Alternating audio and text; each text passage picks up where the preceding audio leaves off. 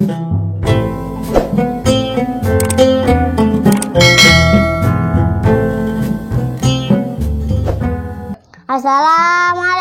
warahmatullahi wabarakatuh.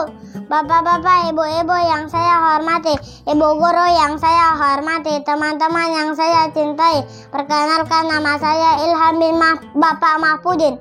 Setiap malam saya mengaji di TPA Darul Faroh, dipimpin oleh Ibu Guru Lilis. Cita-cita saya kalau sudah besar ingin menjadi Pak Ustadz. Dan ya Bapak Ibu, semoga cita-cita saya sampai selanjutnya saya akan membawakan pelajaran yang telah Ibu Guru ajarkan tentang doa masuk masjid. Marilah dengarkan bersama-sama. Bismillahirrahmanirrahim.